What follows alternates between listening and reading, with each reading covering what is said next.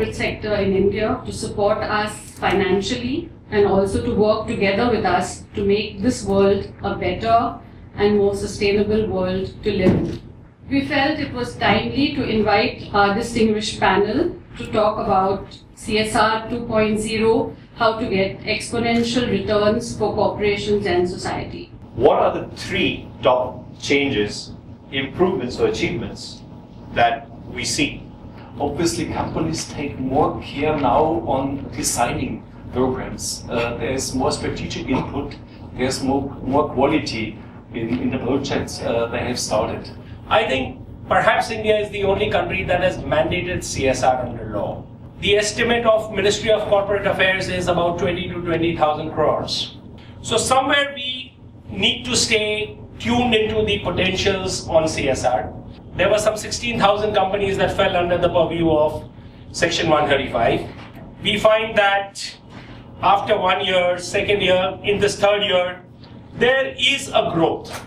There is a lot of opportunity here, there is a lot of scope. So looking at our own work, realigning ourselves to see how we can make the most of this, I think that shift has definitely happened. The laws that are coming in place with CSR, and there is such a high level of effectiveness already. And what do you think could have been better? What are some things that could have happened differently? Because we have seen that a 20,000 crore for a country like India would be really not enough. There are lots of companies who are not affected under Section 135 are also doing CSR. So I think the potential is there. The world as we know today has moved on from CSR to corporate shared value, corporate sustainability. And CSR is not just about giving money. It's about human rights, it's about sustainability issues, it's about volunteer engagement. One of the biggest flaws that I see under the CSR law is that it does not account for employee engagement. For the first time, corporates are starting to take NGOs seriously. And why are they taking it seriously? Because if you do it directly, there are no tax benefits to you. Suddenly, NGOs have achieved a new stature in corporate eyes. CSR has been reduced to mere arithmetic. It does not take into account employee engagement and this cap on admin costs of 5%. Working in an NGO is also a professional role. It requires certain amounts of capacities and certain understanding. So I think that mismatch, of what is social change and what drives social change is perhaps for me and many other organizations, majority CSR groups, there is a mismatch. But I think because of this mismatch, there's also the starting point is mistrust as well. Okay. In terms of, in your action negotiations, where are you putting this money? Like, why should we support people on your staff? Aren't you an NGO? Just, you're supposed to be volunteers. Do we need more laws? What is inspirational cannot be codified under law.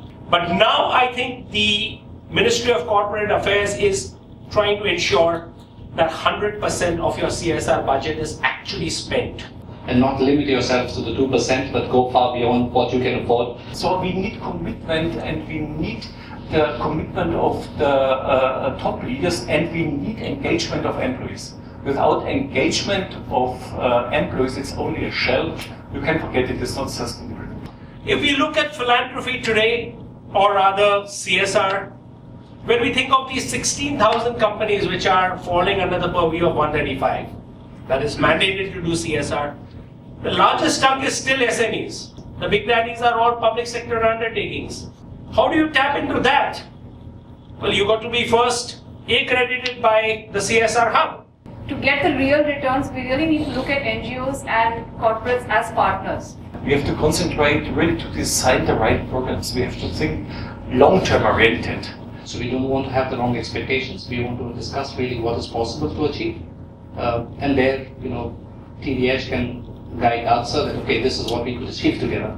Now, I just have a question. If somebody is to set up his own NGO and churn some of his legitimate money into that. Companies do CSR through directly as a company, and sometimes they do it through their own foundation. And really, in NGOs in India, do they have the real skill to make a development in this nation? NGOs are also run by employees and staff. So I think investing in NGOs, organizations and leadership is also very important.